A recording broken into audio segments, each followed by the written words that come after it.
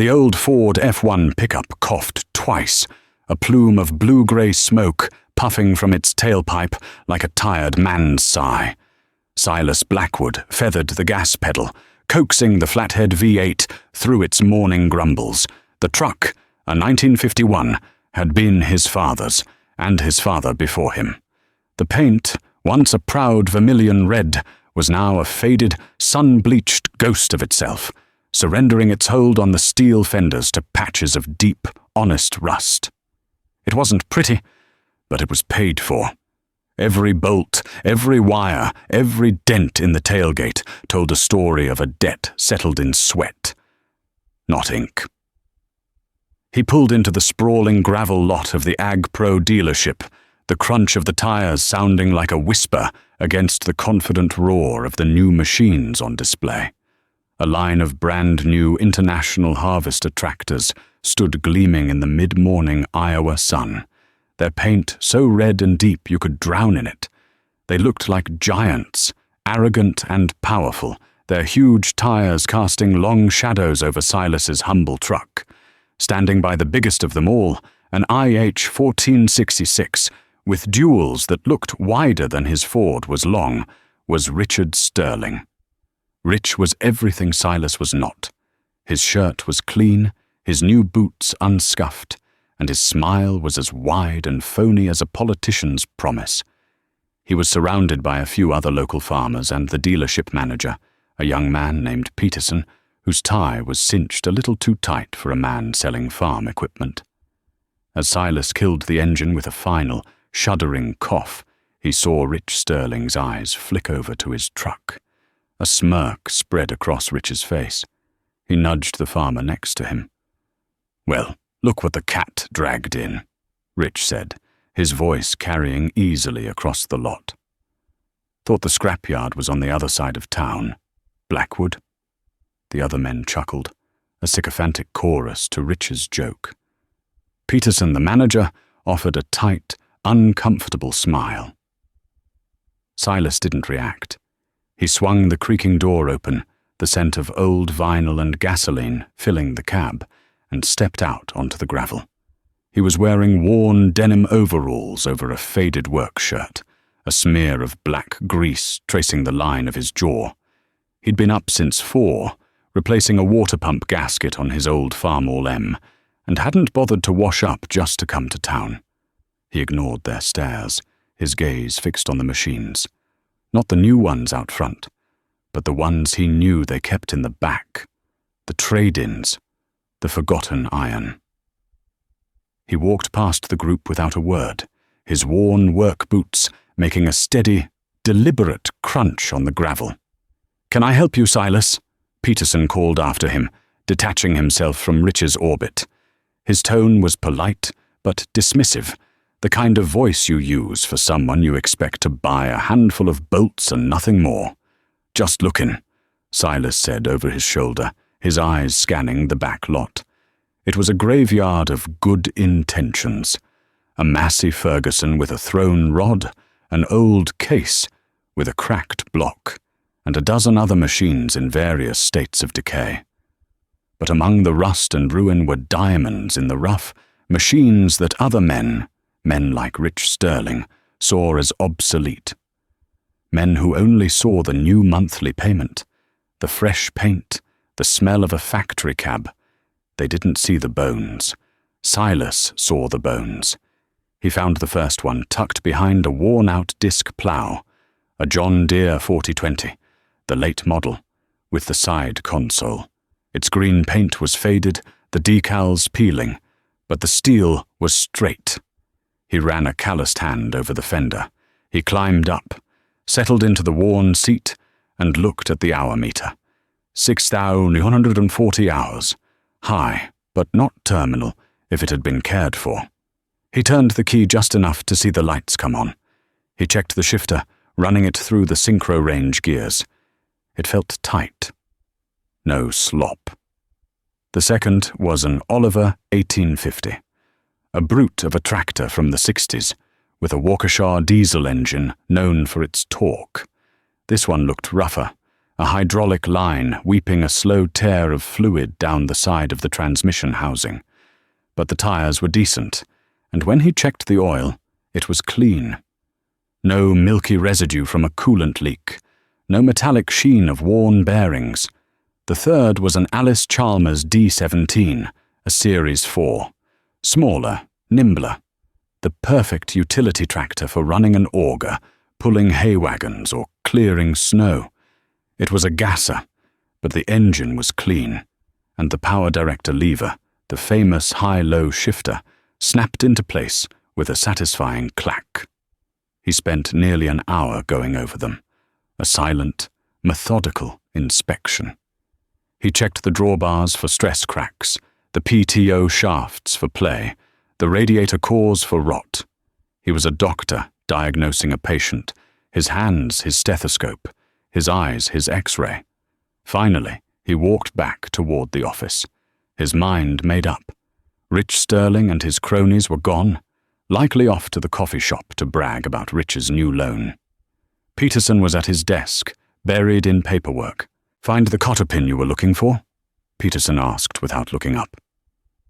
"I'll take the 4020, the Oliver and the Alice," Silas said, his voice flat and even. Peterson froze, his pen hovering over a form. He looked up slowly, a confused expression on his face. "You'll—" "What? All three?"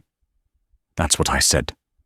A flicker of amusement crossed Peterson's face, replaced by the practiced caution of a salesman.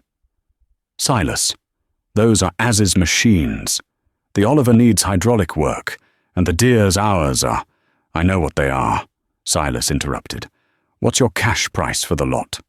The word cash hung in the air like a magic spell. Peterson's posture changed.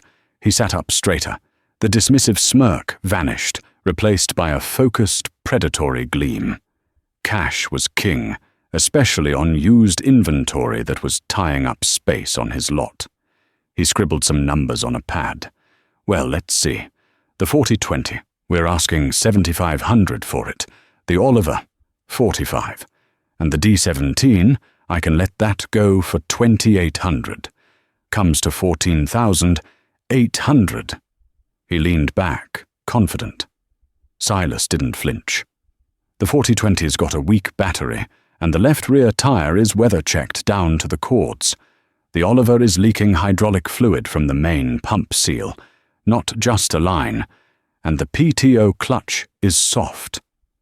The Alice needs a full carburetor rebuild and a new sediment bowl. I'll give you $11,500 for all three. Today." Peterson's jaw tightened. Silas had just listed, with unnerving accuracy, every major flaw the dealership's own mechanic had found. He'd been hoping to gloss over those. "I can't do that, Silas. My boss would have my hide." Silas just stared at him, his gaze unwavering. He reached into the bib of his overalls and pulled out a folded, worn bank book. He didn't open it. He just laid it on the corner of the desk. It was a silent statement. The money was there. The offer was firm. The silence stretched on for a full minute. Peterson looked from Silas's stony face to the bank book and back again. He was used to dealing with men who financed everything, who argued over monthly payments, not the final price. This was different. This was old-world horse trading. Finally he sighed, picking up his pen. "All right, Blackwood, 11,500. You got yourself a deal." "I'll be back in an hour with the cashier's check," Silas said, standing up. He turned and walked out, leaving the bank book on the desk. He knew Peterson would open it. He wanted him to. He wanted him to see the years of savings, the disciplined deposits, the stark, black-and-white reality of a man who owed nothing to anyone. As he fired up the old Ford, the engine catching on the second try this time, he saw Peterson through the window, holding the open bank book, his eyes wide with disbelief. Outside, the new red tractors gleamed under the sun, monuments to debt and ambition. Silas just shook his head, put his rusty truck in gear, and headed for the bank. Before we go any further, I gotta ask you folks, have you ever been judged by the truck you drive or the clothes you wear, only to prove everyone wrong with what was in your heart and in your wallet? Let me know down in the comments, because Silas Blackwood was about to spend the next decade proving that rust on the fender is better than a lien on the soul. Getting the tractors home was an ordeal in itself. He drove the John Deere first, its powerful diesel engine a reassuring rumble beneath him. The 10-mile trip back to his farm felt like a victory parade no one else saw. His nearest neighbor, a grizzled old farmer named Miller, who still plowed with a Farmall H, helped him retrieve the other two, driving the Alice Chalmers while Silas wrestled the leaky Oliver home. By the end of the day, the three machines sat in his yard, looking tired and out of place next to his meticulously maintained Farmall M. They weren't an army yet. They were recruits in a hospital ward. The next morning, the real work began. Silas's machine shed wasn't a gleaming pole barn palace like the one Rich Sterling was building. It was an old timber frame barn with a concrete floor he and his father had poured by hand one summer 20 years ago. But inside, it was a temple of mechanical order. Tools hung on the walls in perfect silhouette, wrenches and sockets arranged by size. The air smelled of grease, steel, and a faint, lingering scent of the seasons. He started with the John Deere 4220. It was the strongest of the three, the one he'd need for spring planting. He rolled it into the barn, the big diesel echoing off the wooden rafters. First, he drained every fluid. The engine oil was dark but not gritty.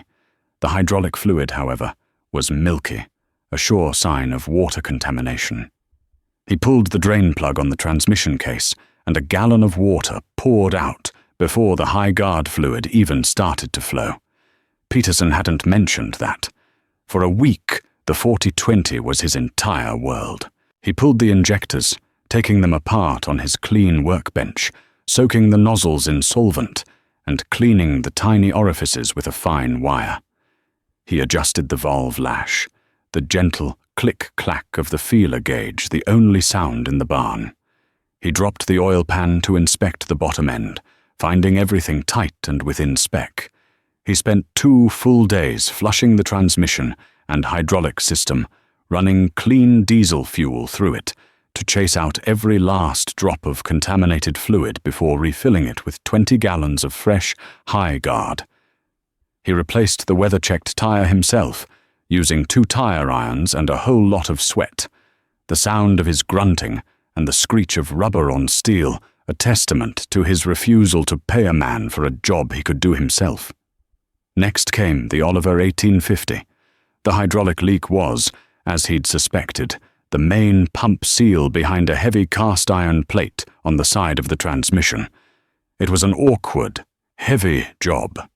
He used a chain hoist slung over a barn beam to support the pump as he wrestled it free. The seal was brittle and cracked.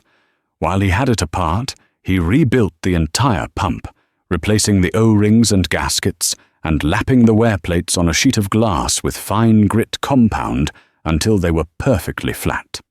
He ordered the parts from a catalog out of Kansas City, waiting patiently for the mailman for 4 days. While he waited, the whispers started in town. He'd gone to the co-op for a hydraulic filter and overheard 2 farmers talking by the feed sacks. Heard Silas Blackwood bought that whole back line of junk from Ag Pro, one said. Yeah, my cousin works in the shop there. Said the Oliver's pump is shot and the Deere is full of water. The boy's a fool. Threw away good money his father saved. Silas didn't say a word. He paid for his filter, the cashier giving him a look of pity, and walked out. The words stung, but they were like fuel. They hardened his resolve. His father's voice echoed in his memory, a constant refrain from his childhood. Let 'em laugh, son. A man's worth ain't measured by what his neighbors think. It's measured by what he can fix with his own 2 hands. When the parts for the Oliver arrived, he reassembled the pump with the care of a watchmaker, torquing each bolt to specification. When he fired it up, the hydraulic system was quiet and strong, and not a single drop of fluid seeped from the new seal. He smiled, a rare, private thing, and wiped the grease from his hands with a clean red rag. The Alice Chalmers was last. The carburetor rebuild was simple, a familiar dance of jets and floats he'd done 100 times on other engines. He fashioned a new glass sediment bowl from a jelly jar, a trick his father had taught him, saving himself $12. He tuned the engine by ear, adjusting the timing and the fuel mixture until the little four-cylinder purred like a contented cat. By the time the first hint of spring thaw softened the iron-hard ground, his 3 new-old tractors were ready. They weren't shiny.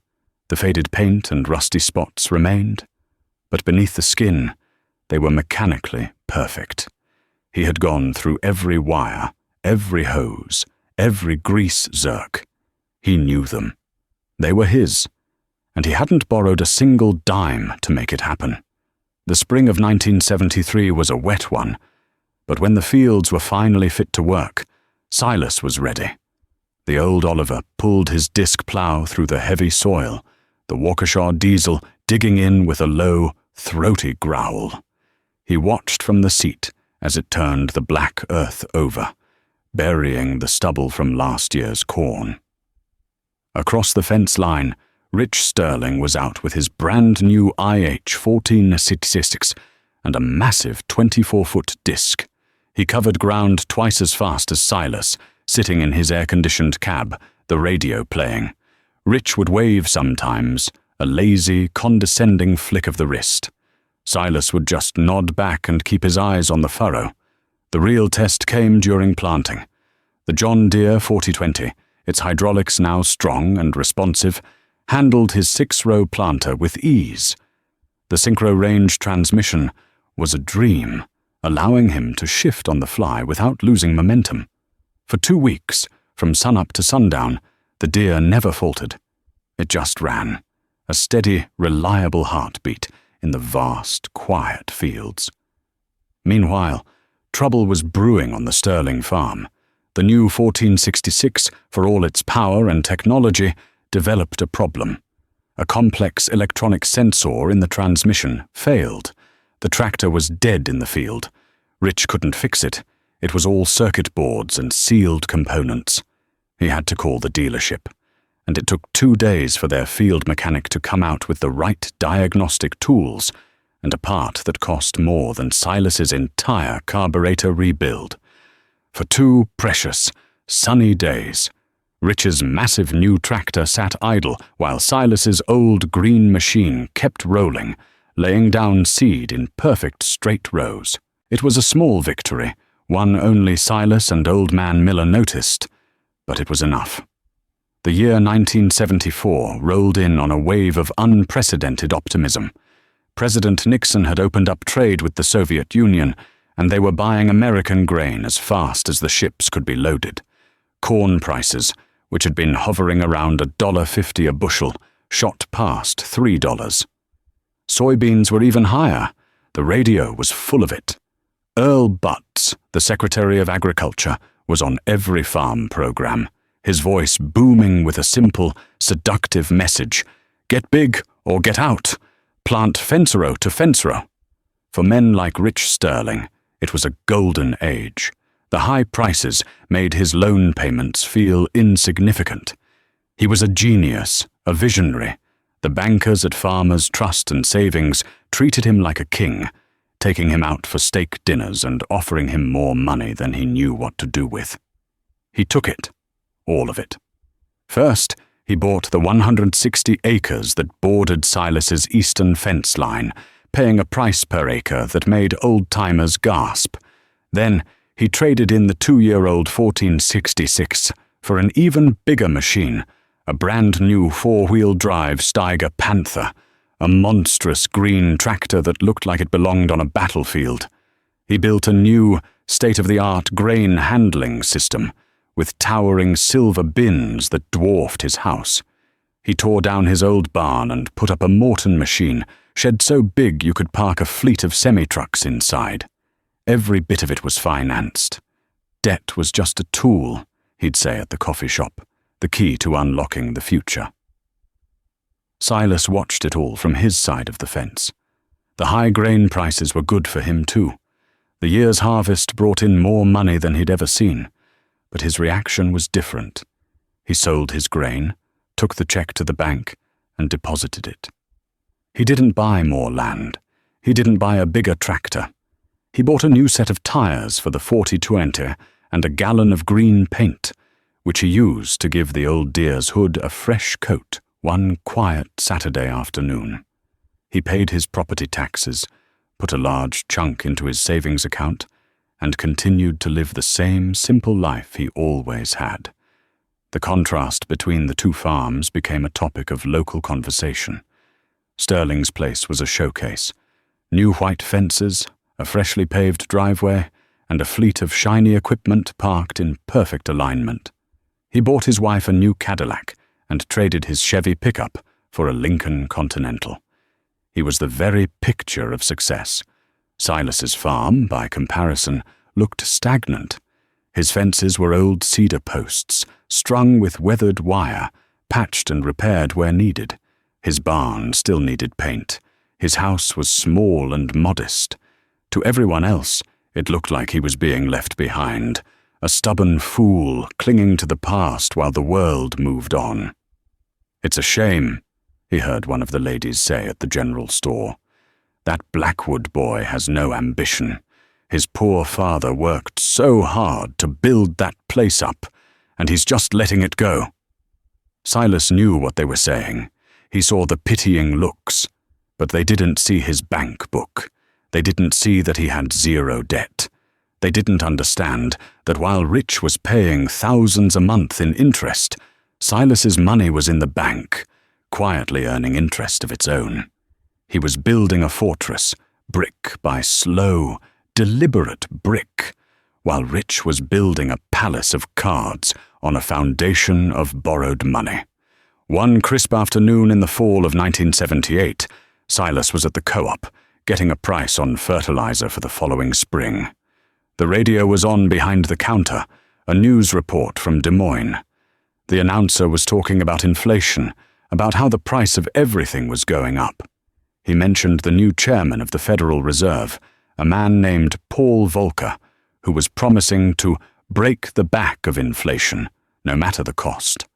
He talked about interest rates, how they were climbing past 10%, with no end in sight.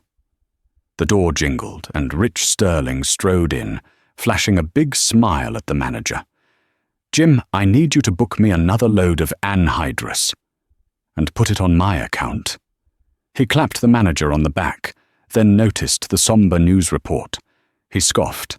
"Don't listen to that garbage from Washington," Rich announced to the room. "That's just noise. Land values are up. Grain prices are strong. There's never been a better time to be a farmer. You got to spend money to make money." The manager nodded eagerly, turning off the radio. Rich was his biggest customer. Silas said nothing. He paid for his small bag of alfalfa seed with a $20 bill from his wallet, took his change, and walked out. The autumn air felt suddenly colder. He stood on the wooden steps of the co-op and looked out over the town toward the vast patchwork of fields beyond. He heard the words on the radio again. "No matter the cost." He looked toward the horizon in the direction of Sterling's farm, where the silver grain bins glinted like monuments in the setting sun. A deep, cold unease settled in his gut. The chain of debt Rich had wrapped around himself was long and heavy, and Silas had a terrible feeling the bankers were about to start pulling on it. The first sign of the coming storm was not in the sky, but on the radio. In the winter of 1980, President Carter announced a grain embargo against the Soviet Union. The news crackled from the small transistor radio on Silas's workbench, a tinny voice of doom cutting through the quiet hiss of his acetylene torch. The market, which had been the farmer's best friend, turned overnight into a fickle enemy. The price of corn, which had seemed destined to climb forever, began a long, sickening slide back towards $2. At the coffee shop, Rich Sterling laughed it off. "A political stunt," he called it, waving his hand dismissively. "It'll blow over in a few months. The world needs our grain." But it didn't blow over. And then came the second sign, the one that couldn't be ignored. The prime interest rate, a number most farmers had never paid much attention to, began its relentless, terrifying climb. 10% became 12, then 15. Rich's operating loans from Farmers' Trust and Savings were on a variable rate, a detail the banker had glossed over during the steak dinners. Suddenly, the cost of the money he had borrowed to plant his vast fields was doubling, then tripling. That spring, Silas watched from the seat of his Oliver as a service truck from the Steiger dealership spent 3 days parked in Rich's field. The giant green panther sat motionless, its massive duals looking like anchors holding it to the earth. The rumor at the co-op was that the planetary gears in one of the final drives had failed. It was a 5-figure repair, a bill that came due just as the price of soybeans took another dive. The summer that followed was hot and dry. The sky turned a hazy, brassy color, and the rain simply refused to fall. Corn leaves curled up tight during the day, a thirsty, desperate posture that pained the heart of any man who worked the soil. Silas's crops suffered along with everyone else's. His yields would be down, he knew, maybe by 30%. But his break-even point was low. He had no machinery payments, no land payments. His only major costs were fuel, seed, and fertilizer, all of which he had paid for with cash from the previous year's profits. For Rich, the drought was a catastrophe. He needed a bumper crop to cover the soaring interest payments and the massive overhead of his operation. Every day without rain, the invisible chain of debt tightened around him. He grew thin and haggard.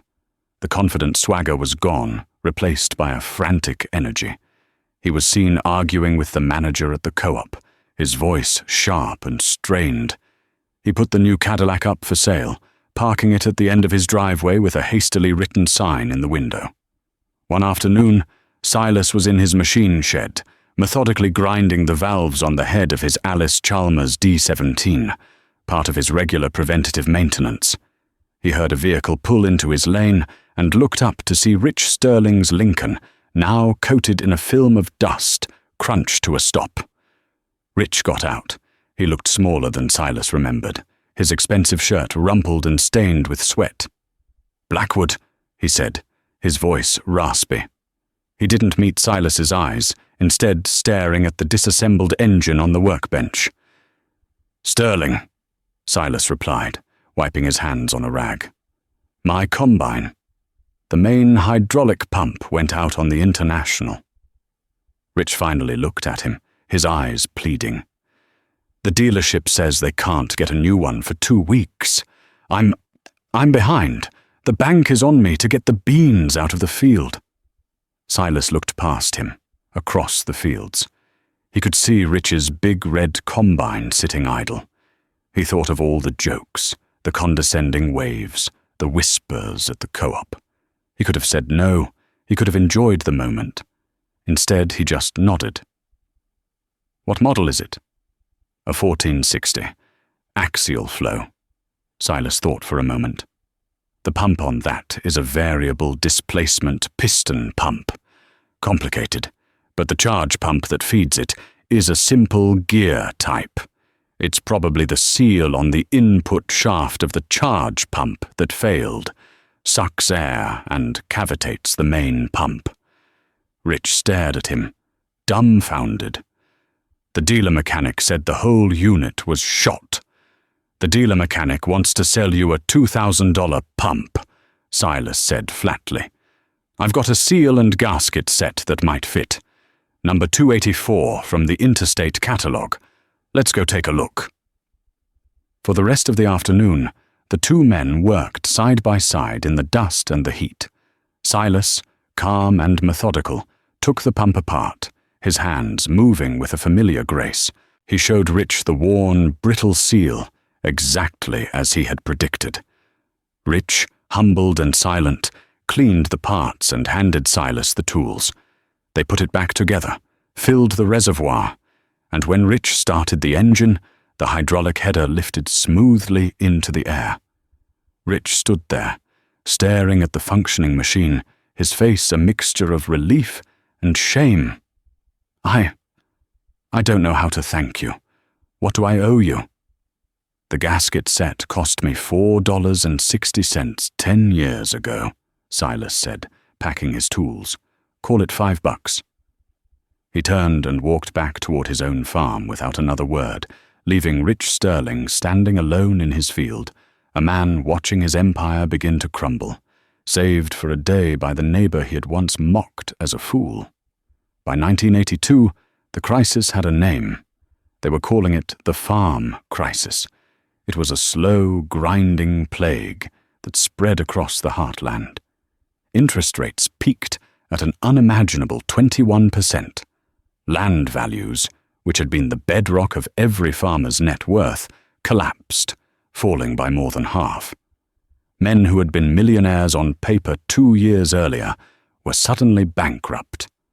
The friendly bankers were replaced by stern-faced men from regional offices, men who spoke of liquidation and foreclosure. The auction notices started appearing in the weekly paper like obituaries. First, it was the young guys, the ones who had just started, leveraged to the hilt. Then, it was the established farmers, men who had expanded too fast, who had believed the gospel of get big or get out.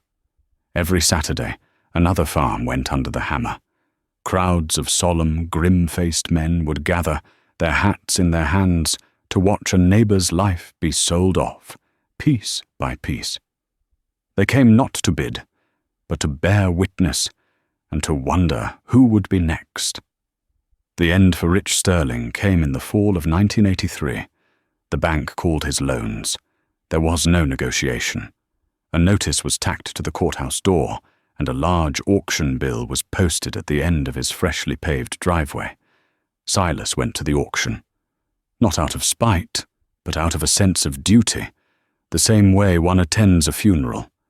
The scene was surreal.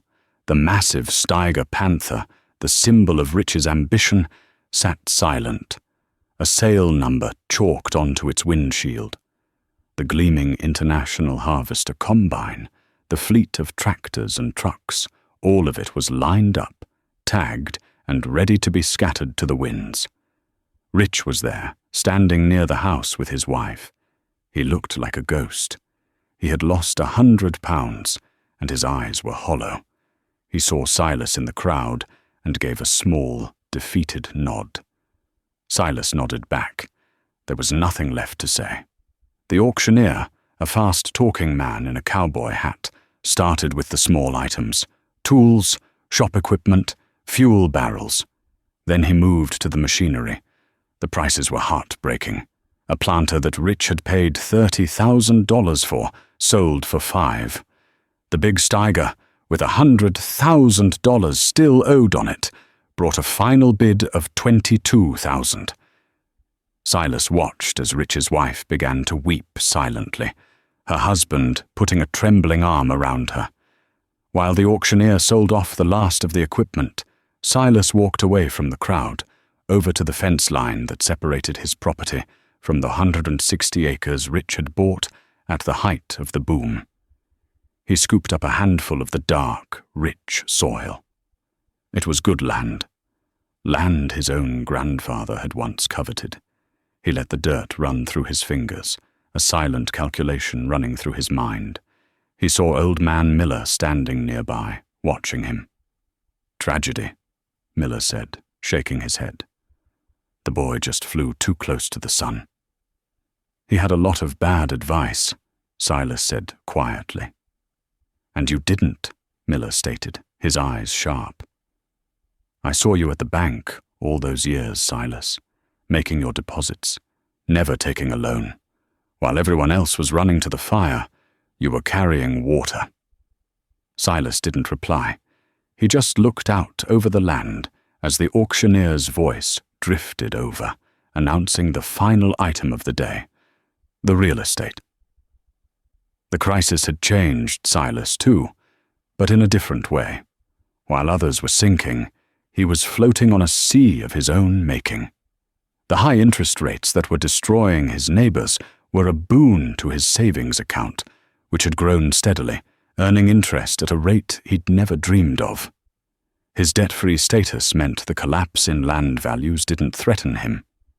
It was, for a man in his position, an opportunity. His old tractors had become his apostles, spreading the gospel of thrift and reliability. The John Deere 4020, with over 10,000 hours on it now, still started every morning and pulled the planter through the spring soil. The Oliver 1850, its Waukesha engine black with the grease of a dozen minor repairs he'd done himself, was the brute he used for heavy tillage, a tireless workhorse that asked for nothing but clean fuel and oil. And the little Alice Chalmers D17 sipped gasoline as it raked hay or ran the grain auger, a constant, quiet rebuke to the thirsty, high-horsepower behemoths that were now being sold for scrap. He had proven his father's wisdom. A man's worth wasn't in what he bought, but in what he owned outright. The auctioneer stood on the back of a flatbed truck, a map of the Sterling farm in his hand. "All right, folks, here's what we've all been waiting for. 160 acres, prime cropland. We'll sell it in one parcel. Who will start the bidding for me? Who will give me $500 an acre?" The crowd was silent. 500 was a fraction of what Rich had paid. But in 1983, it was still a lot of money. The only people with that kind of cash were the out-of-town investors, the ones the locals called vultures, who were circling the failing farms of the Midwest. A man in a suit standing near a new Cadillac raised a finger. "I have 500. Do I hear 6? The auctioneer chanted. Another investor, this one from Des Moines, bid 6. The man in the suit went to 7. The bidding volleyed back and forth between the two outsiders, the price climbing slowly. The local farmers just watched, their faces grim. They were watching another piece of their community being sold off to strangers. The bidding stalled at $900 an acre. The auctioneer worked the crowd. $900 an acre, folks. A bargain for land this good. Will anyone give me $950? Silence. Rich Sterling stared at the ground, his face ashen. This was the final nail.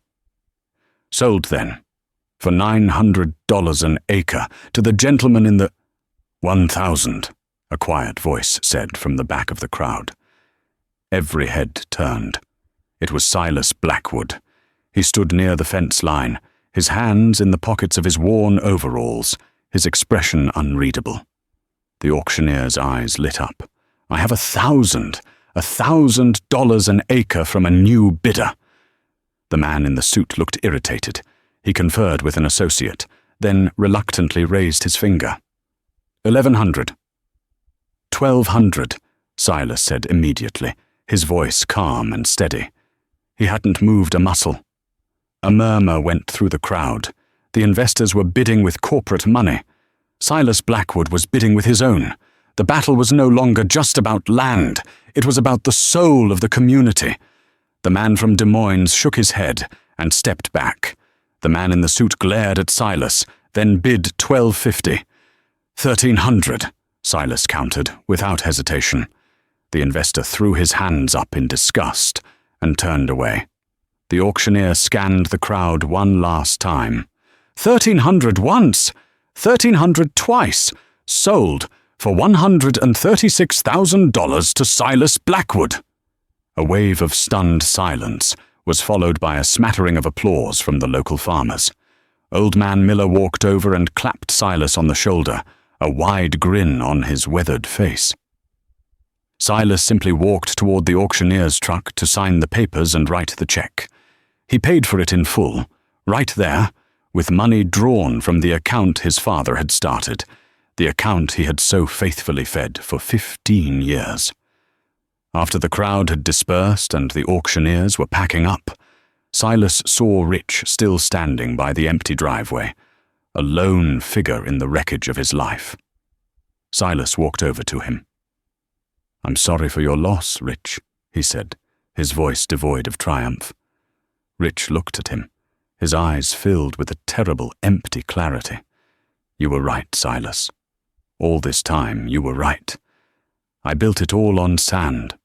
He gestured to the empty fields. "What are you going to do with it?"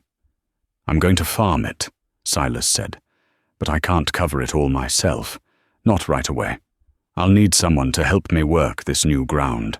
Someone who knows it better than anyone." He paused, letting the offer hang in the air. "I'll pay a fair custom rate, and you can use my equipment until you get back on your feet." Rich Sterling stared at him, his jaw working, but no words came out. The man who had once condescended to him, who had laughed at his old truck, was now offering him not charity, but a lifeline of dignity. Tears welled in Rich's eyes, the first he had allowed himself to shed all day. He simply nodded, unable to speak. The years that followed were a time of slow healing for the heartland. The farm economy gradually recovered, but it was a changed world. The lessons of the crisis had been burned into the souls of those who survived. Silas's farm prospered. He ran the combined 320 acres with his small fleet of old, reliable tractors. He never borrowed $1. He became a quiet legend in the county, a man spoken of with a new kind of respect at the coffee shop and the co-op. They no longer saw a stubborn fool in faded overalls. They saw a wise man, a survivor. Rich Sterling worked for him for 3 years, and with Silas's help, eventually saved enough to buy a small house in town and start a modest trucking business. The two men never became close friends, but a deep, unspoken respect existed between them. In 1989, Silas was in his machine shed, the same timber frame barn that had been the heart of his operation for so long. He was now married to a schoolteacher from town, and their 10-year-old son Daniel stood beside him, holding a flashlight.